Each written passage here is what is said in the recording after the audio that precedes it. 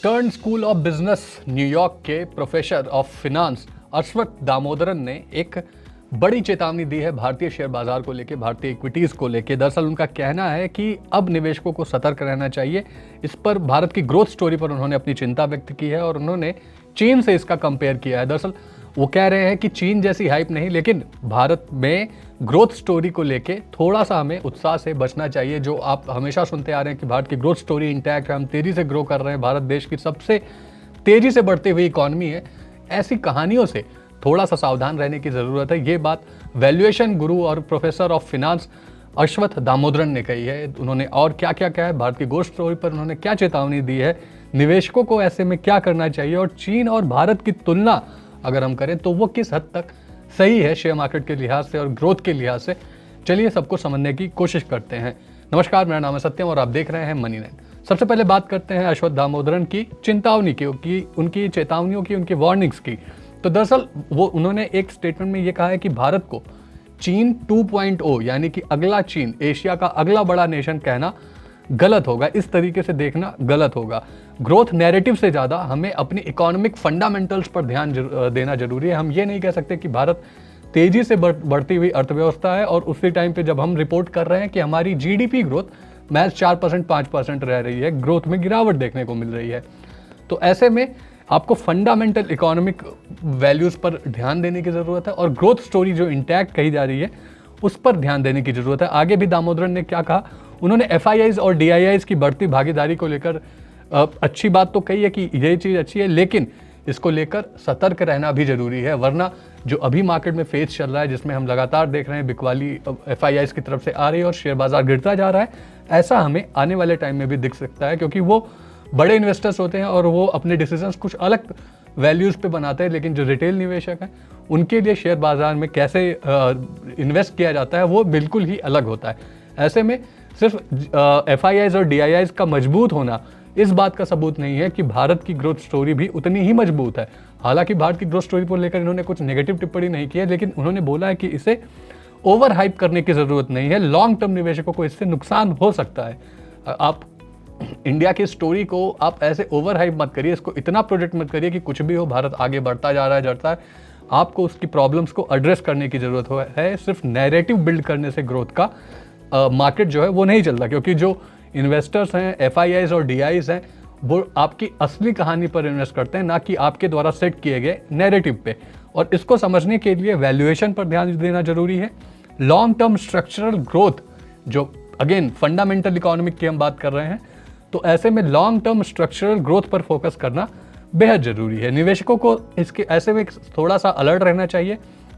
कौन कौन सी सावधानियां निवेशकों को बरतनी चाहिए, इस पर भी अश्वथ दामोदरन ने कुछ टिप्पणी की है। उन्होंने कहा है कि भारत का जीडीपी ग्रोथ मजबूत है, लेकिन स्टॉक्स जो हैं अभी उनकी वैल्यूएशन बढ़े हुए हैं। ऐसे में fear of missing out, FOMO जिसे हम कहते हैं, उसके चक्कर में आप इन्वेस्ट ना करें। बिना रिसर्च किए कोई भी निवेश करने से का डिसीजन लेने से पहले रिसर्च जरूर करें। बिना रिसर्च के अगर आप निवेश करते हैं तो इससे आपका जोखिम बढ़ सकता है। ऐसे में आपको प्रॉपर रिसर्च के साथ ही इन्वेस्ट करनी चाहिए। और आईपीओ बूम, नए सेक्टर में जो ये तेजी आ रही है, लगातार नए आईपीओज आ रहे हैं, उन्हें सक्सेसफुल रिस्पॉन्स भी मिल रहा है, इन सब के बावजूद भी आपको एक बैलेंस अप्रोच रखना चाहिए। हमने ये भी देखा है कि आईपीओ के बाद, महज जैसे आज ओला इलेक्ट्रिक की बात कर लेते हैं, 150 तक प्राइस गया आईपीओ के बाद और आज वो 46 रुपये पे काम कर रहा है। तो ऑलमोस्ट अपना उसने लाइफ टाइम लो टच कर दिया है और कितने कम टाइम में ही। तो ऐसे में आईपीओ बूम और जो नए सेक्टर्स तेजी से फैल रहे हैं, जिसमें रिन्यूएबल एनर्जी स्पेस हो गया, डेटा सेंटर्स हो गए, इन सारी चीज़ों को लेके काफ़ी ज़्यादा चर्चाएं होती हैं, काफ़ी ज़्यादा नैरेटिव्स बनते हैं। उन सब के बीच में आपको एक बैलेंस अप्रोच रखनी जरूरी है। उन्होंने ये भी बोला कि अंतर्राष्ट्रीय जो निवेशक हैं, एफआईआईज हैं, उनके लिए भारत आकर्षक बना हुआ है, लेकिन लिक्विडिटी का रिस्क है। लिक्विडिटी का रिस्क हमारे बैंकिंग सिस्टम में भी है और वैल्यूएशन का रिस्क हमारे स्टॉक्स में है, जिसकी वजह से अभी फिलहाल एफआईआईज दूर जा रहे हैं। अब चलिए ये बात समझ लेते हैं कि उन्होंने भारत को चीन 2.0 क्यों नहीं कहा, जबकि हमारे जितनी भी गवर्निंग बॉडीज़ हैं वो यही कह रहे हैं कि भारत अब मैन्युफैक्चरिंग में चीन को टक्कर देगा, अब इकॉनमी में चीन को टक्कर देने की तैयारी कर रहा है। लेकिन चीन 2.0 कहना भारत के लिए सही नहीं रहेगा।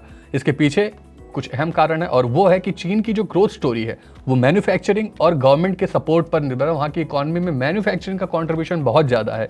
लेकिन अगर हम भारत की बात करते हैं तो हमारा फोकस जो है ग्रोथ स्टोरी का वो सर्विस सेक्टर में है, हम बाहर की कंपनीज को सर्विसेज देते हैं। इसके अलावा स्टार्टअप्स बहुत अच्छा कर रहे हैं और डिजिटल ट्रांसफॉर्मेशन जिसमें यूपीआई हो गया और भी सारी चीज़ें हो गई। तो इन 3 चीज़ों पर भारत की ग्रोथ स्टोरी का फोकस बना हुआ है। ऐसे में इसलिए ये जो बुनियादी चीज़ें हैं वो काफ़ी अलग हैं, इसलिए हमें चीन से कंपेयर खुद को नहीं करना चाहिए। चीन में मार्केट बबल और सरकारी दखल जो था उसकी वजह से गिरावट आई थी। हालांकि उसके बाद जब भारत में FIIs की बिकवाली हुई तो हमने देखा कि चीन की तरफ काफ़ी ज़्यादा निवेशकों ने रुख किया, क्योंकि वहाँ की गवर्नमेंट ने काफ़ी ज़्यादा लिक्विडिटी इन्फ्यूज़ की थी, कई सारे मेजर स्टेप लिए थे, जिसकी बात से काफ़ी हद तक FIIs का पैसा चीन के मार्केट में भी गया था।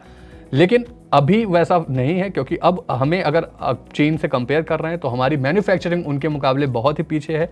इस वजह से हमें अपने सर्विसेज सेक्टर जिसमें हम अच्छे हैं और स्टार्टअप्स और डिजिटल ट्रांसफॉर्मेशन, इन 3-4 चीज़ों पर फोकस करना चाहिए। आगे बढ़ने से पहले एक और चीज़ उन्होंने जो बोली कि भारत चीन से क्यों अलग है, उन्होंने बोला कि हमें अपनी ग्रोथ को ऑर्गेनिक बनाए रखने की ज़रूरत है।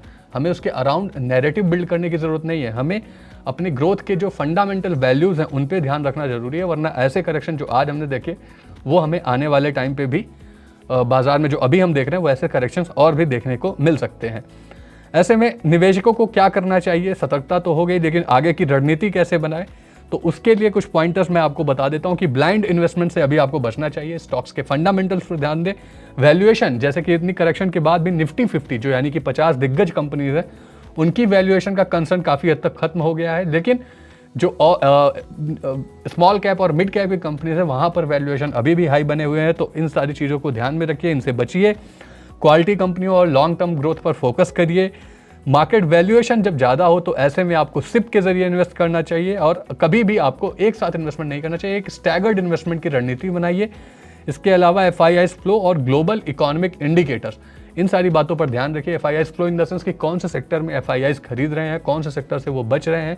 तो इससे काफ़ी हद तक आइडिया लगता है कि वो किस सेक्टर में आने वाले समय में अगली रैली हम देख सकते हैं, क्योंकि जाहिर सी बात है FIIs एक बड़े निवेशक होते हैं और वो पूरी रिसर्च के साथ अपनी पोजीशन बनाते हैं।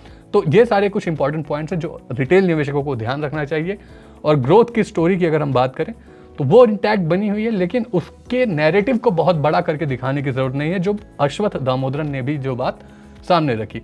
आपका इस पूरे मसले पर क्या व्यू है? क्या आप अश्वत्थ दामोदरन की बात से सहमत हैं? आपको भी लगता है कि आने वाले टाइम में भारत की ग्रोथ स्टोरी अफेक्ट हो सकती है? कृपया हमें कमेंट में जरूर बताएं। वह ऐसी इंटरेस्टिंग वीडियोस के लिए देखते रहिए मनी 9।